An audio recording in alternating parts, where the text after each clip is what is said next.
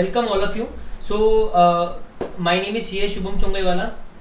CA सारथी में आपका हार्दिक स्वागत है. इस वीडियो को आप एंड तक देखना. इस वीडियो में मैं CA फाइनल के हर सब्जेक्ट के बारे में पूरा स्ट्रेटेजी डिस्कस करने वाला हूँ कि कैसे हम उसको पढ़ने वाले हैं, कैसे हम उसका रिवीजन स्ट्रेटेजी बनाने वाले हैं, किस तरीके से हम हमारे सैंपल्स निकालेंगे, कैसे हम उसको अप्रोच करेंगे सब्जेक्ट को, वो सब कुछ डिस्कस होने वाला है इन डिटेल. इसके अलावा अगर आपको वीडियो के अलावा कुछ अगर क्वेरी है या कुछ पॉइंट के ऊपर क्वेरी है, all my students are free to contact me. Correct. ये वीडियो मैं सबके लिए कॉमनली बना रहा हूँ. So let us start with financial reporting. So our first subject is financial reporting. Yes, as we all know. Now financial reporting के अंदर we have two kind of Indias. कुछ इंडियाज ऐसे होते हैं जिनका एग्जाम में सिर्फ थ्योरी क्वेश्चन आता है, कुछ इंडियाज ऐसे होते हैं जिनका एग्जाम में सिर्फ प्रैक्टिकल क्वेश्चन आता है. तो like we know that there are 5 jumbo Ind AS 115, Ind AS business combination, consultation, financial instrument and उसके अलावा लीजेस वाला इंडियाज. ठीक है. ऐसे ही 5 जंबो इंडियाज है जिनमें एग्जाम में 30 to 40 मार्क्स का क्वेश्चन आता है. ठीक है. ये इंडियाज नॉर्मली प्रैक्टिकल होते हैं. तो पहले आपको इंडियाज को प्रैक्टिकल और थ्योरी में बांट लेना है. ये प्रैक्टिकल और थ्योरी में कैसे बांटोगे? पास एग्जामिनेशन क्वेश्चंस देख के आपका जो कंपाइलेशन आपके पास में होगा उसको देख के आपको डिसाइड करना है कि कौन से इंडियाज में से नॉर्मली थ्योरी क्वेश्चन आ रहा है, कौन से में से नॉर्मली प्रैक्टिकल क्वेश्चन आ रहा है. अगर कुछ इंडियाज में अगर आपको प्रॉब्लम है डिसाइड करने में तो मेरे को पूछ लेना.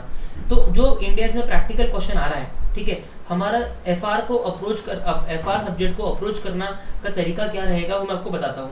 The way we will approach is that in theory Indias we will first read concepts मतलब क्या? जो भी ऑथर का मैंने लेक्चर किया है, अगर उनके बुक्स में प्रोविजंस बराबर कवर्ड है, ऑलमोस्ट स्टडी मटेरियल का सारा प्रोविजंस कवर्ड है, तो हम उन्हीं की बुक यूज करेंगे. अगर प्रोविजंस कवर्ड नहीं है तो हम स्टडी मटेरियल को यूज करेंगे. ठीक है. अभी अगर आप रिपीटर स्टूडेंट हो या आपने ऑलरेडी एफआर पढ़ रखा है, आपने या कोई भी इंडियाज पहले से पढ़ रखा है, तो आपको डायरेक्टली कंसेप्ट के ऊपर जाने का काम नहीं है. ठीक है. आप डायरेक्टली क्वेश्चन बैंक पे जा सकते हो. आप पहले कंसेप्ट्स कब करोगे? जब आप उस इंडियाज को फर्स्ट टाइम पढ़ रहे हो या आपका उस इंडियाज पे ग्रिप नहीं है. ठीक है. तो the way to start FR will be first we will see the revision lectures. कोई भी हम इंडियाज चालू कर रहे हैं, हम पहले एक रिवीजन लेक्चर देख लेंगे. ऑलमोस्ट सब इंडियाज का रिवीजन लेक्चर यूट्यूब पे अवेलेबल है. ठीक है. रिवीजन लेक्चर के बाद में हम क्या करेंगे? हम उठाएंगे हमारा प्रोविजन बुक. हम उठाएंगे. प्रोविजन बुक मतलब हमारे ऑथर का बुक या फिर आईसीआई का स्टडी मटेरियल. ठीक है. उसके बाद में हम क्या करेंगे? उसके बाद में हम करेंगे क्वेश्चंस. अब हमको एक चीज ध्यान में रखना है, अगर कोई इंडियाज मेरा पहले से पढ़ रखा है तो पहले मैं क्वेश्चंस करूंगा और बाद में मैं प्रोविजंस करूंगा. इसका लॉजिक मैं आपको बताने वाला हूँ अभी. ठीक है. तो ये साइकिल अपने को समझ गया. अभी हमको इसका लॉजिक ये है कि अगर आपका कोई इंडियाज कर रखा है तो पहले आप क्वेश्चंस करो, ताकि आप क्वेश्चंस एक बार रिवाइज कर लेते हो. क्वेश्चन आपको समझ जाते हैं कि भी किस तरीके की क्वेश्चन पूछे जा रहे हैं, कौन से पॉइंट्स पे क्वेश्चन पूछे जा रहे हैं, वो आप पूरे कर लो. फिर जब आप प्रोविजन बुक पे आओगे तो देखो ऐसे कौन से कंसेप्ट्स हैं जिनके ऊपर एग्जाम में क्वेश्चन नहीं आया है. ठीक है. अगर वो थ्योरी इंडियाज है तो कौन सी ऐसी थ्योरी है जिसपे अभी तक एग्जाम में क्वेश्चन नहीं आया है या आरटीपी में क्वेश्चन नहीं आया है. करेक्ट है. और कौन से ऐसे क्वेश्चंस हैं जो कि प्रैक्टिकल इंडियाज है जहाँ पे एग्जाम में प्रैक्टिकल क्वेश्चन नहीं बना है. ठीक है. तो ये कारण है कि पहले आपको क्वेश्चंस करना है, बाद में आपको प्रोविजंस करना है. लेकिन अगर कोई इंडियाज आप फर्स्ट टाइम कर रहे हो तो इट इज नॉट पॉसिबल कि आप डायरेक्टली क्वेश्चन कर पाओ, है ना. इसलिए आप डायरेक्ट पहले प्रोविजन करोगे, अपना प्रोविजन स्ट्रॉन्ग करोगे एंड देन आप क्वेश्चंस करोगे. अब एक पॉइंट आप ध्यान में रखना कि जब आप क्वेश्चंस कर रहे हो तो ट्राई करना कि आप इन क्वेश्चंस के आंसर्स को ना देखो. ठीक है. आपको आंसर्स को देखना नहीं है. आप क्वेश्चन पढ़ोगे, हर क्वेश्चन की इंपॉर्टेंट लाइन जो है उसको आप अंडरलाइन करोगे. ठीक है. कि सर ये क्वेश्चन आधे पेज का क्वेश्चन है, इसमें ये इंपॉर्टेंट लाइंस थी, मैंने उसको अंडरलाइन कर लिया. ये इंपॉर्टेंट फिगर्स थी, मैंने उसको अंडरलाइन कर लिया. जो आंसर है, आंसर के अंदर चाहे वो थ्योरी इंडियाज हो चाहे वो प्रैक्टिकल इंडियाज हो, आपको आंसर के अंदर भी अंडरलाइन करना बहुत जरूरी है. ठीक है. कि ये आंसर के अंदर ये मेन पॉइंट्स है, इसको मैंने अंडरलाइन कर लिया. ठीक है. ये अगर प्रैक्टिकल आंसर है तो उस प्रैक्टिकल आंसर के अंदर ये बहुत इंपॉर्टेंट एडजस्टमेंट है, मैंने उसको अंडरलाइन कर लिया.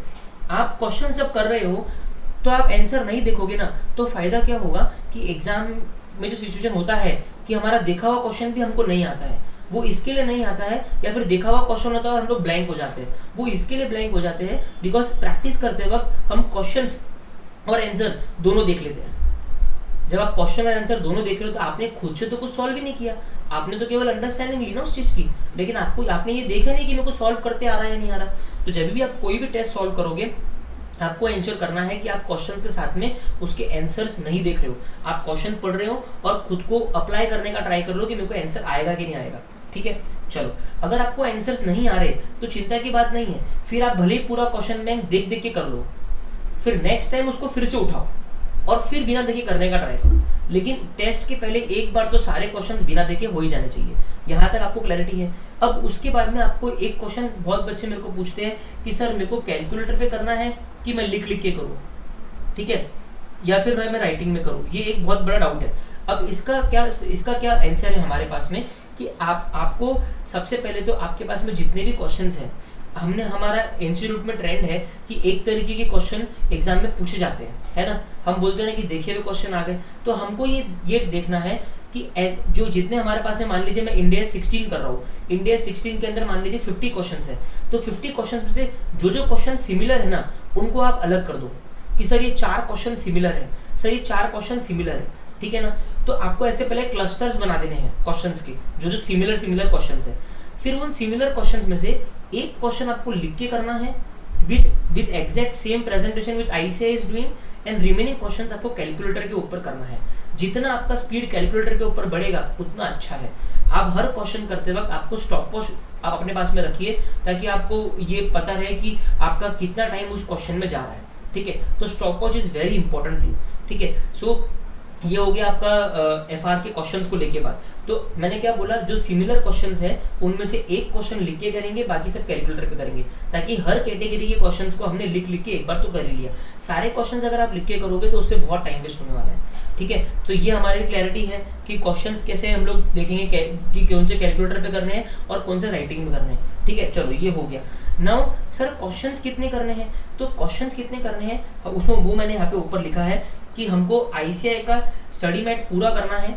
उसके अलावा मई 2018 से न्यू कोर्स चालू हुआ था, वहां से लेके अभी तक के जितने भी क्वेश्चंस आरटीपी में आए हैं, जितने भी क्वेश्चन सजेस्टेड आंसर्स में आए हैं और जितने भी क्वेश्चंस मॉक टेस्ट में आए हैं, ये आपको सब करने हैं।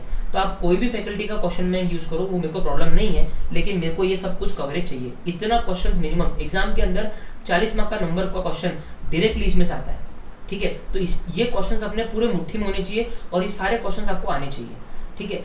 अब एक और बात आपको ध्यान में रखना है कि अगर आप 50 क्वेश्चन कर रहे हो और एक दो क्वेश्चन ऐसे जो आपको जम ही नहीं रहे, बहुत ही डिफिकल्ट लग रहे हैं आपको, तो आप उन क्वेश्चंस को एक बार बाजू में रख दो। वो होता है ना, एक बाउल में अगर 5 एप्पल है और एक एप्पल खराब है, तो इट इज गुड दैट आप उस एप्पल को बाहर निकाल के रख दो, नहीं तो वो बचे हुए सारे एप्पल खराब कर देगा। वैसा ही जरूरी नहीं कि एग्जाम में वही क्वेश्चन आएगा जो आपको नहीं आता। एक आधा क्वेश्चन ट्रबल कर रहा है, उसको बाजू में निकाल के रख दो, ठीक है। अभी देखो बहुत बच्चे क्या गलती करते हैं, इंडियंस तो कर लेते हैं, फाइनेंशियल इंस्ट्रूमेंट कर लिया, बिजनेस कॉम्बिनेशन कर लिया, सब कुछ कर लिया, लेकिन the common mistake they do is they don't have a revision strategy for those Indians. मैं इसको अक्टूबर में जाके कैसे रिवाइज करूंगा, मैं इसको अप्रैल में जाके कैसे रिवाइज करूंगा, उसकी स्ट्रेटजी क्या है अपने पास में, वो स्ट्रेटजी हमको बनानी पड़ेगी। अब वो स्ट्रेटजी सर कैसे बनाए, तो मान लीजिए ये जो मैंने आपको बनाया, इस स्टेप में बताया, ये आपने पूरा कर लिया। ये क्वेश्चन मान लीजिए 50 क्वेश्चन है, ये जो मैंने बताया ये 50 क्वेश्चन है मान लीजिए। अब इसमें से आपको ढूंढने हैं कि जो सिमिलर क्वेश्चंस के आपने क्लस्टर बनाए थे ना, उनमें से एक एक क्वेश्चन सैंपल का निकाल लीजिए और 10 से 12 क्वेश्चंस का सैंपल यहाँ बना लीजिए, उनको मार्क कर लीजिए कि मैं नेक्स्ट टाइम पढ़ूंगा तो केवल ये 10-12 क्वेश्चन ही पढ़ूंगा। क्लियर है।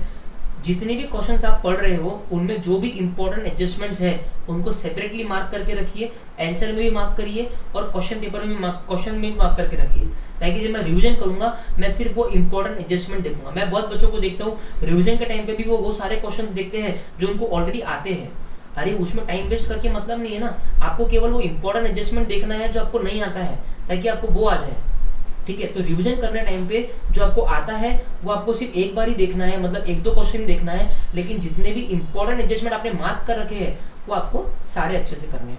उसके बाद में आपको जो भी फैकल्टी का रिवीजन वीडियो अच्छा लगता है, से 115 के लिए आपके पास में किसी का 3 घंटे का वीडियो है, फाइनेंशियल इंस्ट्रूमेंट के लिए आपके पास में किसी का 4-5 घंटे का वीडियो है, जो आपको लगता है कि यार ये सारे कंसेप्ट इस मास्टर ने कवर किए हैं, ठीक है, तो आप उस वीडियो को अपने पास में सेव करके रखिए, ताकि जब भी हम लोग आगे बढ़ेंगे हमारे टेस्ट सीरीज में, ठीक है, तो मैं आपको कभी भी बोलूंगा कि फाइनेंशियल इंस्ट्रूमेंट रिवाइज कर लो, तो आप वो डायरेक्टली सिर्फ वीडियो भी देखोगे तो आपका एक बार का ब्रशअप हो जाएगा। तो ऐसे आपके पास में पूरा अपने वीडियोस निकाले हुए होने चाहिए, ठीक है। इस तरीके से मेरा पूरा स्ट्रेटजी बनता है FR के ऊपर, ठीक है। और इस वीडियो को आप बार बार देखो, अगर आपको कोई भी डाउट है तो बैक करके देख लो, ठीक है। इसके अलावा कोई डाउट है तो मेरे को बताना, ठीक है।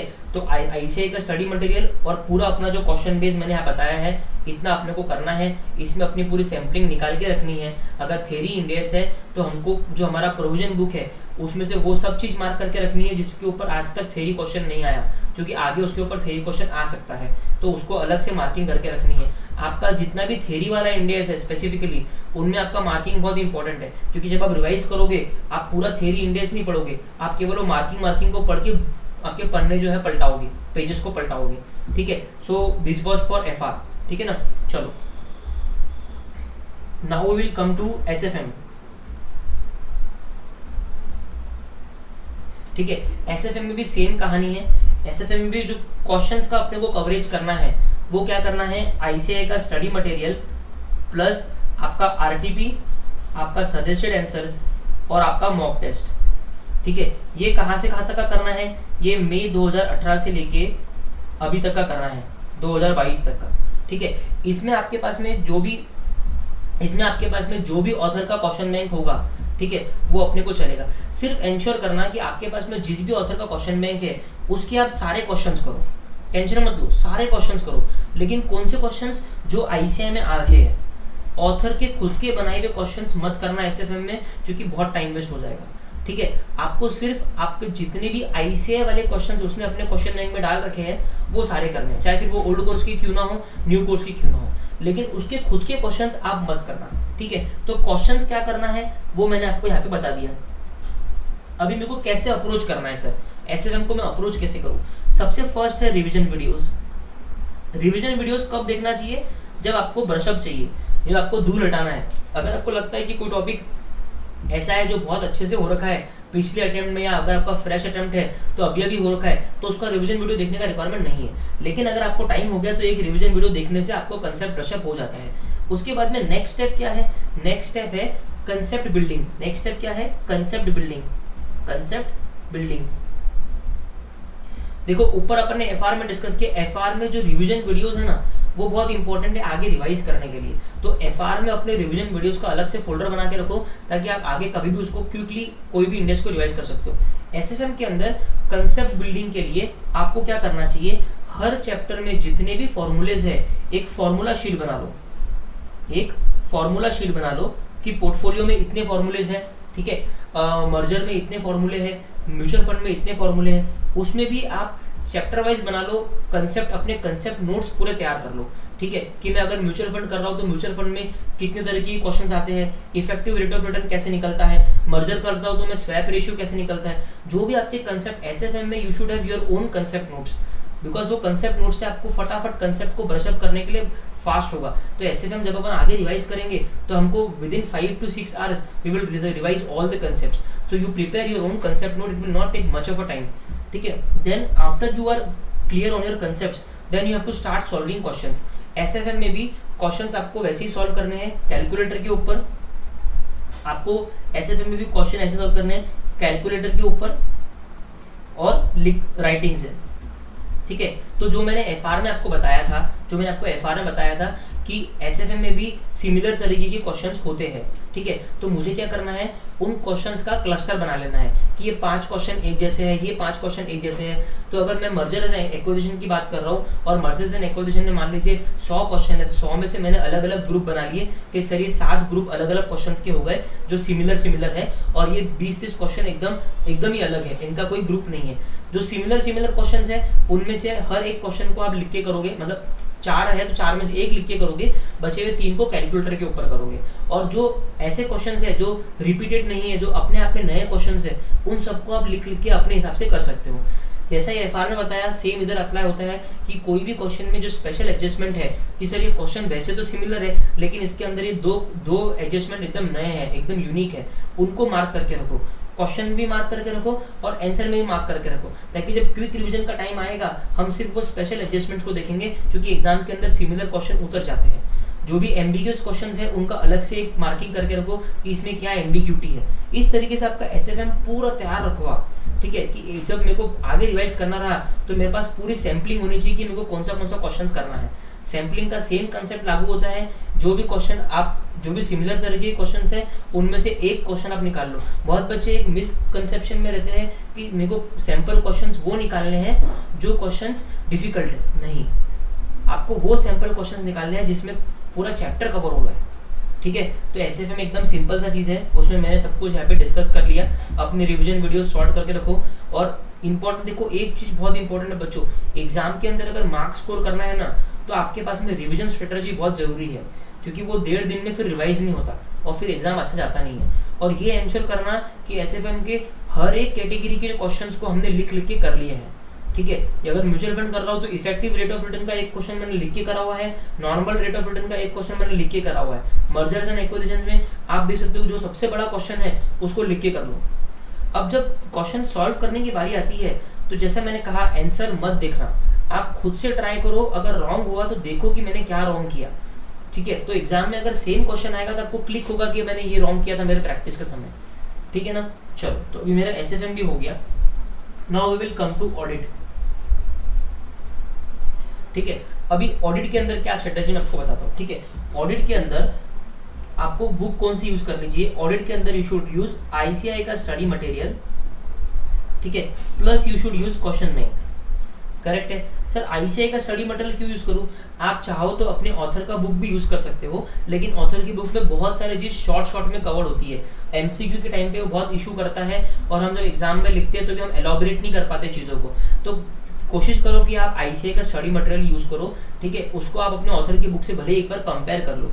अब मेरा पीयर एंड क्वालिटी रिव्यू का और ऑडिट ऑफ एनबीएफसी का लेक्चर मैंने मेरे चैनल पर डाल रखा है। ठीक है, उसमें आप देखना, मैंने स्टडी मटेरियल से ही पढ़ाया है। ठीक है, और भी मैं लेक्चर्स कुछ छोटे मोटे डालने वाला हूँ, वो भी आपको हेल्प करेंगे एग्जाम में। और आपको ये देखना है कि मैंने उसमें स्टडी मटेरियल से कैसे पढ़ाया है। मैंने क्या किया है, स्टडी मटेरियल में से जो भी नॉन इम्पोर्टेंट चीजें है ना उनको मैंने काट दिया है लेक्चर के बीच में ही, और मैंने बताया है कि कैसे काटना है, क्या लॉजिक से आपको काटना है। आईसीआई के स्टडी मटेरियल में ना कुछ चीजें ऐसी होती है जो आपको सिर्फ इन्फॉर्मेशन के लिए बताई है, उसको आप एक बार पढ़ के इजीली काट सकते हो। ठीक है, तो आपको वो मेरे पीयर एंड क्वालिटी रिव्यू और एनबीएफसी के लेक्चर में समझ जाएगा कि आपको कैसे काटना है। तो उसी तरीके से आप बाकी के चैप्टर्स भी कर सकते हो। तो जितना हो सके आईसीआई के स्टडी मटेरियल से पढ़ोगे तो बढ़िया है। आपके पास में जो क्वेश्चन बैंक रहनी चाहिए, इसके अंदर मई 2018 से लेके अभी तक की टिल डेट आपके सारे आरटीपी और सारे सदस्य आंसर्स कवर होने चाहिए। ठीक है, क्या कवर होना चाहिए? आपके आरटीपी, आपके सदस्य आंसर्स और आपका मॉक टेस्ट पेपर्स। अगर वैसे तो मॉक टेस्ट पेपर्स ऑडिट के अंदर देखिए सब आरटीपी और सदस्य के क्वेश्चंस रहते हैं, तो इसका कोई नेसेसरी नहीं है, आप ये दोनों भी कवर्ड है तो चलेगा। तो एक अच्छा क्वेश्चन बैंक आपके पास में रहना चाहिए। पंकज गर्ग का क्वेश्चन बैंक बिल्कुल मत लेना, उसमें बहुत सारी चीज़ें काट कूट के रखी है उसने। ठीक है, मेरा क्वेश्चन बैंक एक 10-15 दिन में रिलीज हो जाएगा, अराउंड 10 अगस्त के आसपास, तो वो मैं आपको सर्कुलेट कर दूंगा फ्री ऑफ कॉस्ट, वो आप ले सकते हो, या फिर कोई दूसरा पंकज गर्ग का बिल्कुल मत यूज करना। ठीक है, तो ऑडिट के बारे में ये तो हो गया हमारा कंटेंट की कौन सा कंटेंट हम वापरें। अभी एक क्वेश्चन होता है कि सर एसेस कैसे कवर करें? What is the next question, sir how do we cover ASes? So देखो एसेस है ना, आप एसेस कितना भी पढ़ लो, आपके ऑथर के देखो मेरे खुद के सीए फाइनल के ऑडिट लेक्चर्स हैं। ठीक है, मैं खुद भी ऐसे ही कवर कराता हूँ जो मैं भी बोलने वाला हूँ। ठीक है, आप कोई भी ऑथर अगर आपको ये बोल रहा है कि हमारे नोट्स यूज करो ऐसे के लिए, उसमें सब कुछ कवर्ड है, वो सब झूठ बोल रहा है। ऑडिटिंग प्रोनाउंसमेंट का बुक ओपन करके देख लो, आपको मालूम पड़ जाएगा कितना कवर है कितना कवर नहीं है। तो एसेस को हम बेसिकली, मेरा एक चार्ट बुक है मैं प्रोवाइड करूंगा, उसमें से आप एसेस का थ्योरी थोड़ा बहुत देख सकते हो। ठीक है, वो सिर्फ आपके अंडरस्टैंडिंग के लिए है। आईसीआई ने भी अपना एक क्विक रेफरेंस रिलीज कर रखा है एसेस को लेके, मेरे चार्ट बुक में भी वही क्विक रेफरेंस मैंने डाल रखा है। वो क्विक रेफरेंस में बेसिकली आईसीआई ने चार्ट्स बना रखे ऐसे वाइज, वो आप ले लो, मतलब वो आप डाउनलोड कर लो, उससे आपको ऐसे का थ्योरी पढ़ते आएगा। लेकिन ऐसे करना कैसे? ऐसे अपने को करना है क्वेश्चन बैंक से। ठीक है, करीबन 100 क्वेश्चन, 100 से 120 क्वेश्चन का कंपाइलेशन आपके पास में होना चाहिए एसेस के लिए, यही बहुत इनफ है। ठीक है, एग्जाम के अंदर अगर देखा हुआ क्वेश्चन एसेस को लेके आएगा तो आप लोग उसको लिख पाओगे, अगर नया क्वेश्चन आएगा तो आप कितना भी करो उसको लिख नहीं पाओगे, चाहे कितना ही थ्योरी उसकी नोट्स पढ़ लो। तो इसके लिए एसेस को करने का सबसे अच्छा तरीका है क्वेश्चन बैंक। क्या तरीका है? Question bank. क्वेश्चन बैंक से आप करो, उसको 2-3 बार रिवीजन कर लो, तो आपका अगर कोई नया क्वेश्चन भी आया तो कोई भी आप एक प्रोविजन लगा के वहाँ पे चिपका सकते हो। ठीक है, तो क्वेश्चन बैंक प्लस क्विक रेफरेंसर आप एसेस के लिए कर सकते हो। अपना सेपरेट टेस्ट एसेस के ऊपर भी रहेगा, क्विक रेफरेंसर ऑफ आईसीआई। ठीक है, बाकी मेरे चार्ट में भी है, मैं मेरा चार्ट बुक भी आप प्रोवाइड कर सकता हूँ आपको। ठीक ठीक है, तो ये हो गया एसेस को लेके। अभी मेरे को ऑडिट अप्रोच कैसे करना है, how do I approach audit. अब मान लीजिए अपना टेस्ट आ रहा है ऑडिट का, तो मैं ऑडिट को पढ़ूंगा कैसे। सेम प्रोसीजर है, अगर मेरा वो चैप्टर पहले हो रखा है तो मैं डायरेक्टली क्वेश्चन बैंक के ऊपर जाऊंगा। ठीक है, अगर मेरा कोई चैप्टर पहले दो तरीके से ऑडिट पढ़ जाएगा। ठीक है, चैप्टर्स ऑलरेडी डन, या आपका थोड़ा ग्रिप है, एंड चैप्टर्स नॉट डन। ठीक है, जो ऑलरेडी डन चैप्टर्स है इनका फर्स्ट स्टेप रहेगा कि आपको क्वेश्चन बैंक पूरी अच्छे से करना है। ठीक है, अब क्वेश्चन बैंक अच्छे से करने का मतलब क्या, क्वेश्चन बैंक अच्छे से करने का मतलब कि आप पहले क्वेश्चन पढ़ो, क्वेश्चन की जो इंपॉर्टेंट लाइन्स है उसको मार्क करो, फिर उसको समझो कि वो क्या बोल रहा है, फिर आंसर पे जाओ।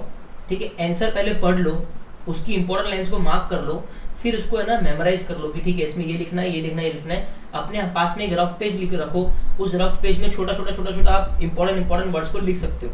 ठीक है, उससे आपको फायदा क्या होगा, उससे आपको फायदा ये होगा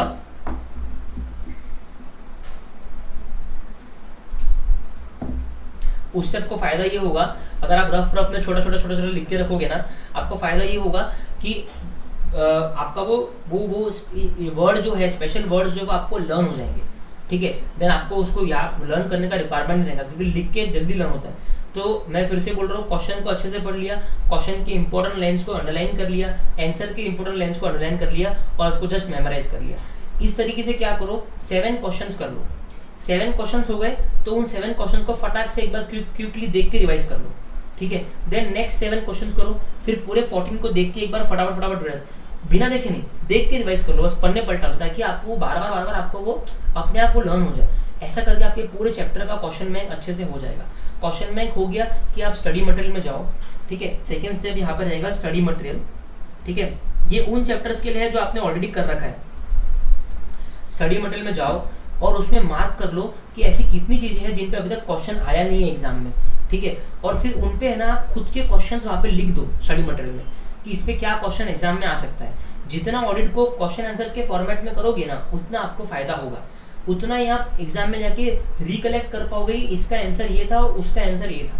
ठीक है, तो हो सके तो आप क्वेश्चन बना लेना, या एटलीस्ट मार्क कर लेना कि स्टडी मटेरियल में ऐसा कितना पार्ट है जो क्वेश्चन बैंक में नहीं आया है, और फिर उसको स्टडी मटेरियल से कवर कर लेना और वहाँ पे भी अपनी अंडरलाइंस कर लेना। अब जब आप इन चैप्टर्स को बाद में रिवाइज करोगे, 1 महीने बाद, 1.5 महीने बाद, तो आपको डायरेक्टली क्वेश्चन बैंक उठाना है और अपने जो मार्किंग्स है सिर्फ उन मार्किंग्स को पढ़ना है कि हाँ ठीक है इस क्वेश्चन में ये बोला था, फिर उस आंसर में देख लिया ठीक है इसमें ये बोला हुआ, ये बोला हुआ, ये बोला हुआ है, ऐसे अपने मार्किंग्स देखना है। ठीक है, जब आप ऑडिट के क्वेश्चन बैंक को कर रहे हो और मैंने आपको बोला कि आप क्वेश्चन देखो, फिर आंसर देख के समझ के लर्न कर लो। ठीक है, आपको ये एंश्योर करना है कि जब आप टेस्ट दे रहे हो, टेस्ट के पहले एक बार क्वेश्चन बैंक को जब आप रिविजिट करोगे तो उनके आंसर्स को फिर बिना देखे एक बार रिकलेक्ट करने का ट्राई करो। ठीक है, ताकि टेस्ट के पहले आपको ये मालूम पड़ जाए कि मेरे को रिकलेक्शन आ रहा है या नहीं आ रहा, नहीं तो टेस्ट देके मतलब नहीं है, क्योंकि मैं याद ही नहीं, मेरे को अभी तक याद ही नहीं हुआ इसका मतलब। तो इन शॉर्ट क्वेश्चन बैंक करते समय 2 बार तो मिनिमम करना है, एक बार देख के लर्न कर लेंगे, दूसरी बार एक बार बिना देखे उसको रिकलेक्ट करने का ट्राई करेंगे। आपसे एज इट इज आंसर्स कोई एक्सपेक्ट नहीं कर रहा है, उसकी इंपॉर्टेंट लाइंस, इंपॉर्टेंट वर्ड्स भी अगर आंसर में आ गए तो आपने अपना काम कर दिया। ठीक है, तो this is about the question bank. अब जो चैप्टर्स आपने नहीं किए हैं पहले, उनका आप पहले क्या करेंगे, एक पहले क्विक रिवीजन वीडियो देख लो। ठीक है, फिर मैं मेरे भी वीडियो डालने वाला चैनल पे, वो देख सकते हो, क्विक रिवीजन वीडियो देख लो। फिर उसके बाद में क्या करो, उसके बाद में क्वेश्चन बैंक कर लो। ठीक है, उसके बाद में क्या करो, उसके बाद में क्वेश्चन बैंक कर लो। ठीक है, क्वेश्चन बैंक करने का प्रोसीजर एकदम सेम रहेगा, जस्ट आपको क्या करना है, क्वेश्चन बैंक के पहले स्टडी मटेरियल करना है। सॉरी, ये यहाँ पे चेंज है, आपको रिवीजन वीडियो के बाद में आपको स्टडी मैट पढ़ना है, अपने प्रोविजन सारे। ठीक है, जिनको स्टडी मैट नहीं कंफर्टेबल लगता है वो अपना ऑथर का बुक पढ़े, बात अलग है, लेकिन मैं स्टडी मैट लिख रहा हूँ, प्लस फिर आपको क्वेश्चन बैंक करना है। तो ये डिफरेंस है। ठीक है, ताकि आपको पहले प्रोविजंस पे कमांड आ जाए, फिर आप क्वेश्चन बैंक कर लो। ठीक है, तो this is overall about audit का कि कैसे मेरे को अप्रोच करना है ना। बहुत इंपॉर्टेंट है कि ऑडिट के अंदर आपकी मार्किंग एकदम अच्छे से रहनी चाहिए कि प्रोफेशनल एथिक्स अगर मैं कर रहा हूँ तो सर ये सारे क्लॉजेस के ऊपर प्रोफेशनल एथिक्स देखोगे तो almost every clause is covered in question bank. Then study mat में जाके मैं वो करूँगा क्या, नहीं, बिकॉज क्वेश्चन बैंक में कवर्ड है वो क्लॉज का कोई पॉइंट। आपको क्या करना है, स्टडी मटेरियल सिर्फ पढ़ना है और देखना है कि क्या क्या क्वेश्चन बैंक में कवर्ड नहीं है, ताकि उतना पार्ट मैं स्टडी मैट से पढ़ूंगा सिर्फ। ठीक है, आप एक और ये जो रिवीजन वीडियोस है ये भी आप अपने पास में सेव करके रख लेना। ठीक है। जितने में मैं प्रोवाइड करूँगा वो आप मेरे भी सेव कर सकते हो, जो भी है, ताकि आपका है ना बाद में क्विक रिविजन करने के लिए आपको ये वीडियो काम आए। वीडियो से ज़्यादा बेटर है कि आप जब भी रिवाइज करो, आप अपनी अंडरलाइंस जो है उनसे आप उसको बार बार अंडरलाइंस को देख देख के उनको पढ़ते रहो, ठीक है। और हम जब टेस्ट देंगे तो हम ऑडिट का भी डेली बेसिस पे कुछ ना कुछ रिवाइज करते रहेंगे। तो ऑडिट में रिवीजन स्ट्रेटजी बहुत इंपॉर्टेंट है। कुछ बच्चे ऐसा भी करते थे कि अपनी ऑडियो रिकॉर्डिंग बना लेते थे और उन ऑडियो रिकॉर्डिंग को वो लोग सुनते थे, ठीक है। So this is about audit, ठीक है। Now will come to law.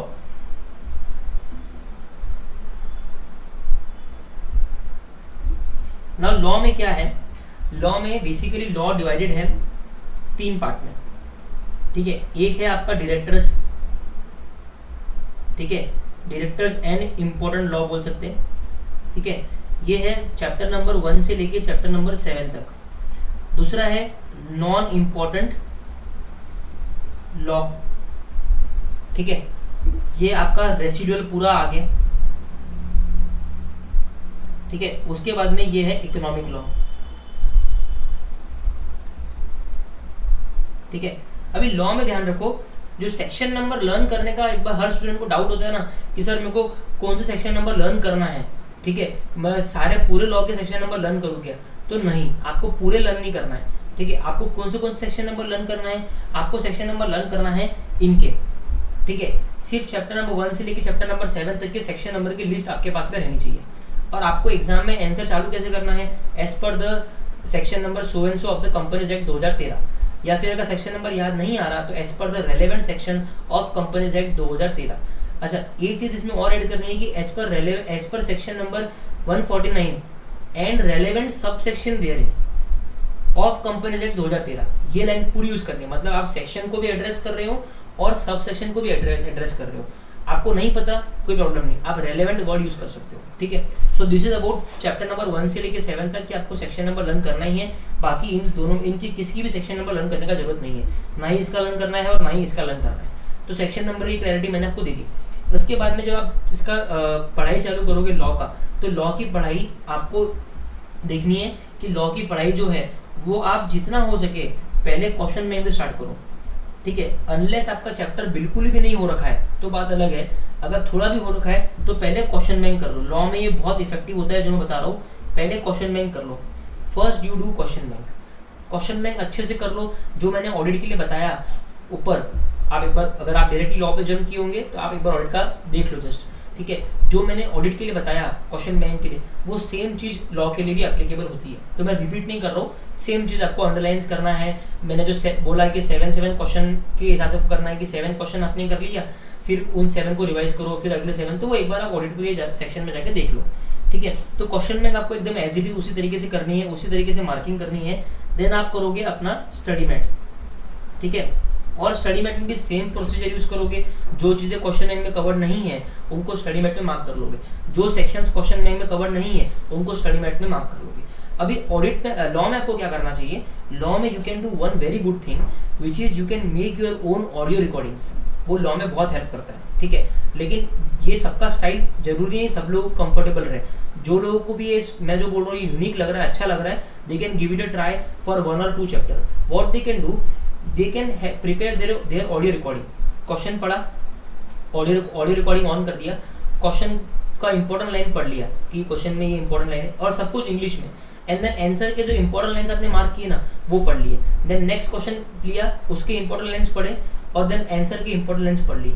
ऐसा अपना ऑडियो रिकॉर्डिंग बना लो। उस ऑडियो रिकॉर्डिंग को आप कभी भी सुन सकते हो। आपने लॉ कर लिया, नेक्स्ट सब्जेक्ट की तरफ जा रहे हो, तो लॉ को रिवाइज करने का तरीका ये भी बहुत अच्छा है। तो लॉ को रिवाइज करने के लिए what you can do, you can use revision videos available on YouTube. Revision videos को आप यूज कर सकते हो, ठीक है। रिवीजन वीडियो से और ज़्यादा अच्छा मेरे को लगता है कि आप अपना ऑडियो रिकॉर्डिंग बना लो। 1 टाइम काम रहेगा ये, आप अपना ऑडियो रिकॉर्डिंग बना लो। ऑडियो रिकॉर्डिंग बना लोगे ना, खुद की आवाज़ खुद को ज़्यादा अच्छी लगती है, ज़्यादा लर्न होता है खुद की आवाज़ से, ठीक है। तो आप ऑडियो रिकॉर्डिंग बना लो तो आपके वो बार बार आपके पूरा चैप्टर्स आपके बार रिवाइज होते रहेंगे। तो ये आप लॉ के लिए कर, एटलीस्ट आप उन चैप्टर्स के लिए करो जो चैप्टर्स जिनका मार्क्स वेटेज ज़्यादा है, ठीक है। तो ये लॉ के लिए स्ट्रेटजी बहुत अच्छी है। पहले क्वेश्चन बैंक करो, बाद में स्टडी मैट करो, ठीक है। ऑडिट का और लॉ का कोई भी टेस्ट देने के पहले एक बार रिवाइज करके ही टेस्ट देना, बिना रिवीजन करे टेस्ट देना मत। अगर लॉ के आपके पास में किसी भी ऑथर के चार्ट है, वॉल चार्ट है, तो उन वॉल चार्ट को अपने दीवार पे लगा दो और स्टिक नोट का यूज़ करके उन चार्ट को कॉम्प्रिहेंसिव बना दो, ठीक है, ताकि उन चार्ट्स को आप एग्जाम के टाइम पे रिवाइज करो तो सिर्फ उन चार्ट को देख के ही रिवाइज करो, ठीक है, बाकी आपको कुछ करने का जरूरत नहीं है। तो अगर कोई वॉल चार्ट है तो वॉल चार्ट्स के थ्रू भी आप रिवाइज कर सकते हो, ठीक है। चलो, तो बेसिकली ये अपना लॉ हो गया। Now I am coming to SCM, ठीक है। SCM में हमको कंटेंट क्या वापरना है? SCM में आपका कंटेंट रहेगा ICAI का स्टडी मेट आपको यूज करना है, plus case study digest ICAI का, उसके अलावा क्वेश्चन बैंक, ठीक है। क्वेश्चन बैंक में आपको सेम सिमिलर आपको मई 2018 जब से न्यू कोर्स आया है टिल डेट आपको RTP, सजेस्टेड और मॉक टेस्ट, मॉक बहुत इंपॉर्टेंट है SCM में, मॉक में नए क्वेश्चन होते हैं, ठीक है। तो बेसिकली ये कंटेंट आपको SCM के लिए, पढ़ाई के लिए लगेगा। अब SCM को मैं अप्रोच कैसे करूंगा? तो अप्रोच स्टेप नंबर 1 SCM के लिए हमारा ये रहेगा, स्टेप नंबर 1 SCM के लिए ये रहेगा कि हम सबसे पहले करेंगे स्टडी मटेरियल, ठीक है। स्टडी मटेरियल हम पूरी एक बार प्लेन रीडिंग कर लेंगे लाइक ए नॉवल, और जो भी इंपॉर्टेंट लगता है उसको मार्क कर लेंगे, ठीक है। ये हमारा स्टडी मटेरियल हो गया। फिर हम स्टडी मटेरियल जैसे हमने मार्किंग वार्किंग सब कुछ कर लिया, अब हम आएंगे क्वेश्चन बैंक के ऊपर। अभी हमने स्टडी मटेरियल को लर्न किया कि नहीं, हमने केवल फास्ट रीडिंग कर ली और अपना मार्किंग वार्किंग कर लिया। सेकेंड स्टेप अपन आएंगे क्वेश्चन बैंक के ऊपर और केस स्टडी डाइजेस्ट के ऊपर, ठीक है। पहले क्वेश्चन बैंक कर लेंगे, ठीक है, देन केस स्टडी डाइजेस्ट कर लेंगे, केस स्टडी डाइजेस्ट। अभी देखो, आप अगर ये सोच रहे होंगे ना कि सर स्टडी मटेरियल करने के बाद में मेरे को ये दोनों करते आएंगे क्या? नहीं आएंगे।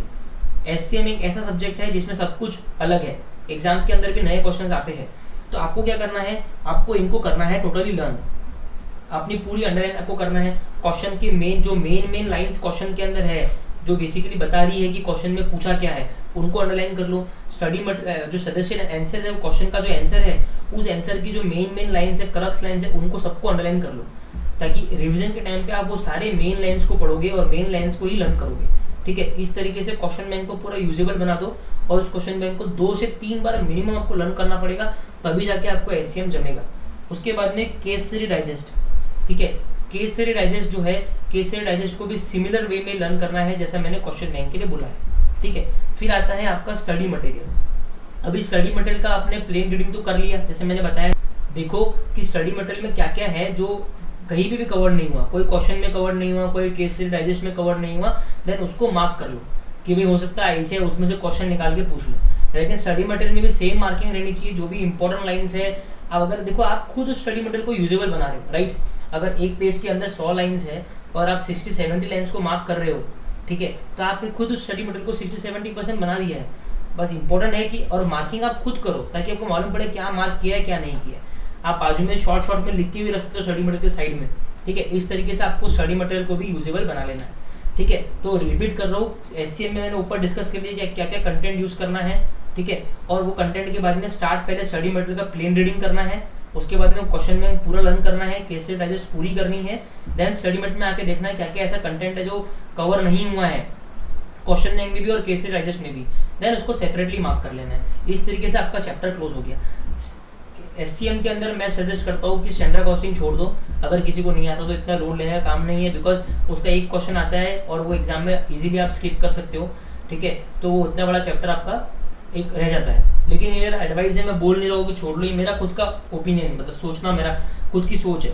Now I am coming to economic law. See economic law तो बहुत ही कोई खास इशू नहीं है, 5 दिन इकोनॉमिक लॉ को पूरे देने होते हैं। इकोनॉमिक लॉ के अंदर भी जितना भी ICAI का स्टफ है, इकोनॉमिक लॉ में जितना भी ICAI का स्टफ है वो आपको पूरा करना है। जो भी ICAI बोझ नॉलेज पोर्टल पे डाला हुआ है वो आपको पूरा पढ़ना है, 2 से 3 बार पढ़ना है, ठीक है। इसको मैं सेपरेटली गाइड कर दूंगा कि इसका आपको ये कैसे बनाना है, इंडेक्स वगैरह पूरा टेलीग्राम पे अवेलेबल है, वो एज इट इज लेना है, तो इसका इतना कोई इशू है नहीं, ठीक है।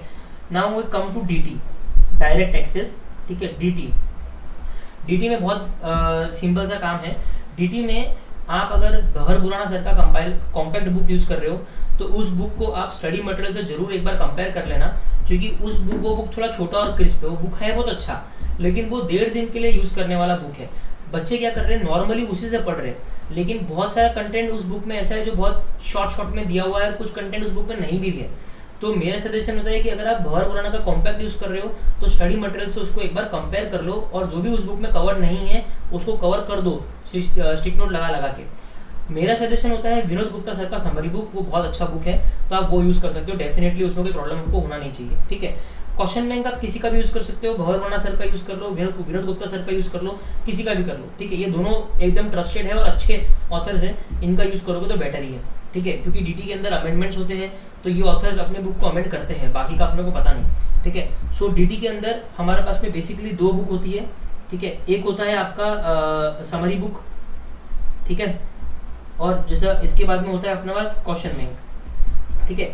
आपको क्या करना है, आपको फर्स्ट स्टार्ट करना है समरी बुक, ठीक है। आप पहले सारे प्रोविजंस पढ़ लो, अच्छे से पढ़ लो, अंडरलाइंस कर लो, उनको एकदम प्रॉपर तरीके से समझ लो, सब कुछ कर लो। चाहे तो रिवीजन वीडियोस डीटी में काफ़ी हेल्प करता है, आपको ये रिवीजन वीडियो देख लो पहले और फिर स्टार्ट करो।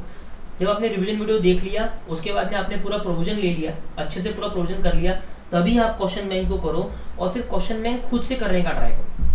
क्वेश्चन बैंक के आंसर मत देखो, क्वेश्चन पूरा अच्छे से पढ़ो, और हर क्वेश्चन पे आपको अज्यूम करना चाहिए कि ये क्वेश्चन एग्जाम में आ गया, तो मैं क्या करूँगा, सिंपल है। तो आप उसको फिर क्वेश्चन बैंक देखने के बाद में आप उसको आंसर, सजेस्टेड आंसर जो है वो खुद से निकालने का ट्राई करो। अभी देखो इसमें है ना, आपको क्या करना है, आपको कैलकुलेटर और लिख के दोनों तरीके से आप उसको करना चाहिए, ठीक है।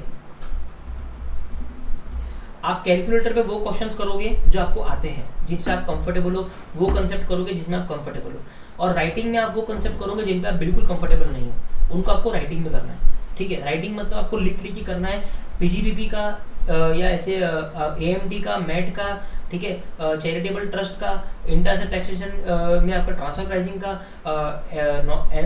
एनआर टैक्सेशन का, डबल टैक्सेशन रिलीफ का, इनके सम्स ना आपको कुछ सम लिख के करने चाहिए पूरे प्रेजेंटेशन सहित, ताकि आपको मालूम पड़े कि प्रेजेंटेशन करने में टाइम कितना लग रहा और प्रेजेंटेशन करना कैसे है, ठीक है। अभी डीटी देखो मेजरली बच्चों 2-3 पार्ट में बटा हुआ है। एक है सीए इंटर का डीटी, बेसिकली इसमें आपके सारे हेड्स आ गए, ठीक है। एक है आपका असेसमेंट प्रोसीजर्स, जो पूरा थ्योरी वाला पार्ट है, income tax authorities, appeals, revisions, penalties, और लास्ट है आपका इंटरनेशनल टैक्सेशन। मेरा आपको सजेशन रहेगा कि ये जो बीच वाला पार्ट है ना, असेसमेंट प्रोसीजर्स, इसका आप खुद का नोट्स बना लो, या किसी से नोट्स एक चार्ट टाइप कुछ ले लो, ठीक है। ये जो असेसमेंट प्रोसीजर का चैप्टर है, अपील्स रिवीजन का चैप्टर है, इनकम टैक्स अथॉरिटी का चैप्टर है, पेनल्टीज प्रोसिक्यूशन का जो चैप्टर है, ऑफेंसेस एंड प्रोसिक्यूशन का जो चैप्टर्स है, ये जो 4-5 चैप्टर थ्योरी वाले हैं ना, उनका आपके पास में चार्ट होना चाहिए, और उस चार्ट को आप दीवार पे लगा दो। उसको आपको डेली पढ़ना पड़ेगा ताकि वो एकदम पक्के हो जाए, ठीक है। बाकी जो है वो तो ऐसे करने से मैंने ऊपर बताया है कि पहले रिवीजन वीडियो देख लो, उसके बाद में पहले प्रोविजन, फिर प्रोविजन करो, प्रोविजन को अच्छे से कर लो, पूरी मार्किंग कर लो, और फिर क्वेश्चन बैंक में जाओ, और क्वेश्चन बैंक को आपको फिर खुद से सॉल्व करना है। अब पीजीबीपी के अंदर 100 क्वेश्चन है क्वेश्चन बैंक के अंदर, लेकिन आपको क्या करना है, आपको उन क्वेश्चंस में से आपके सैंपल क्वेश्चन निकालने हैं। सैंपल क्वेश्चन कैसे निकालने हैं कि मैं जितने भी क्वेश्चन कर रहा हूँ, जो सिमिलर तरीके के एडजस्टमेंट है उनको स्किप कर दो, जो इंपॉर्टेंट एडजस्टमेंट है उनको आपको मार्क करना है। जैसे कि पीजीबी का क्वेश्चन 16 मार्क के 100 क्वेश्चन आपके क्वेश्चन बैंक के अंदर है, उसमें आपने देखा क्वेश्चन के अंदर सर ये 3-4 एडजस्टमेंट है जो इस क्वेश्चन में नए हैं, जो मेरे को थोड़े अजीब लगे, उसको मार्क कर लो। तो जब रिवीजन करेंगे ना, वो सारे नए एडजस्टमेंट्स का अपन रिवीजन कर लेंगे, क्योंकि जो ऑलरेडी एग्जिस्टिंग है वो तो आपको आती है कि क्या ऐड करना है, क्या लेस करना है, करेक्ट ना। Same goes with all the chapters, जो भी सिमिलर तरीके के क्वेश्चंस हैं उनमें से अपने सैंपल क्वेश्चंस निकाल के रखो, ठीक है, ताकि आपका पूरा क्वेश्चन बैंक सॉर्टेड रहे। आप कम से कम क्वेश्चन करो, लेकिन ज़्यादा से ज़्यादा कवरेज कर पाओ, ठीक है। तो बेसिकली पीजीबी डीटी के अंदर क्वेश्चन बैंक भी उतना ही इंपॉर्टेंट है जितना प्रोविजन बुक इंपॉर्टेंट है, तो दोनों को इक्वल वेटेज देना जरूरी है, क्योंकि बहुत बच्चों को प्रोविजन पता है लेकिन कैसे प्रेजेंट करना वो नहीं पता। इसके लिए थोड़े क्वेश्चन लिख के करना भी डीटी में काफ़ी जरूरी है। इसका आप चार्ट बनाओगे तो बहुत बढ़िया रहेगा, आपका असेसमेंट प्रोसीजर वाले पार्ट का बहुत ही हेल्प करेगा आपको ये चार्ट। ज़्यादा टाइम नहीं लगेगा, ये 4-5 चैप्टर का एग्जाम में भी 20 से 25 मार्क का वेटेज है, इसको आप पूरा चार्ट के थ्रू कवर कर लो, ठीक है। चलो ये हो गया। नाउ लास्ट है आईडीटी। अब आईडीटी में कैसा करना है, आईडीटी भी बहुत सिंपल है। आईडीटी में आपको क्या करना है, आईडीटी आपको पूरा जो भी आप ऑथर का बुक यूज़ कर रहे हो, पहले आपको पूरे प्रोविजंस पढ़ने हैं। प्रोविजंस पढ़ के आपको करना क्या है, आईडीटी में बहुत अच्छी स्ट्रेटेजी आपको बताऊंगा मैंने जो मेरे 90 मार्क मेरे को आईडीटी में आए थे, उसका मेन कारण यही है कि आईडीटी में मैंने विशाल बट्टर सर के चार्ट्स यूज़ किए थे। तो आपको सबसे पहले एक चार्ट आपके पास में रहना चाहिए, वॉल चार्ट रहना चाहिए, इसको आप स्टिक कर दो। फिर क्या करो, आप प्रोविजन बुक से प्रोविजन पढ़ना चालू करो, ठीक है, और फिर देखते जाओ कि क्या क्या वॉल चार्ट पे कवर्ड है। जो भी प्रोविजन चार्ट पे कवर्ड नहीं है ना, स्टिक नोट पे लिख के वहाँ पे चिपका दो। उस चार्ट को इतना कॉम्प्रिहेंसिव बना दो कि रिवीजन के लिए सिर्फ चार्ट ही पढ़ना पड़े, प्रोविजन बुक पढ़ना ही नहीं है। ये फर्स्ट काम आपको आईडीटी में करना है। सेकेंड है क्वेश्चन बैंक, बस। तो आपके पास में आईडीटी में दो ही चीज़ें, एक तो चार्ट बुक चार्ट, उसके बाद में क्वेश्चन बैंक। चार्ट को कॉम्प्रिहेंसिव बनाने का काम आपका है, ठीक है। अभी जैसे ही मैंने चार्ट रिवीजन कर लिया, अब मुझे क्वेश्चन बैंक लेना है और वो सारे क्वेश्चन अच्छे से करने हैं, जैसा मैंने डीटी में बताया उसी तरीके से आपको पूरा सेम प्रोसीजर क्वेश्चन बैंक के लिए लगाना है। ध्यान में रखना, ये जो चार्ट वाला मैंने बताया ना, ये मेरे लिए रामबाण इलाज था, ठीक है। मैंने 2 बार पूरे चार्ट कर लिए थे, मतलब मेरा 2 बार पूरा रिवीजन हो गया था आईडीटी में एग्जाम के 1.5 दिन के अंदर, सिर्फ और सिर्फ चार्ट के कारण। वो चार्ट को कॉम्प्रिहेंसिव बनाना जरूर से, ठीक है। सो ये हमारा आईडीटी के लिए। अभी इसके अलावा आपको कोई भी डाउट है, कुछ भी आपको ऐसा है जो नहीं समझा, या आपको कुछ और एडिशनल आपकी कोई एफएक्यूज है, कुछ पूछना है, आप मुझे रीच करिए। ये कॉमन वीडियो मैंने सभी के लिए बनाया है ताकि सबको मैं मेरा बेसिक गाइडेंस पूरे सीए फाइनल में मैं दे दूँ, ठीक है। Thank you for watching the video.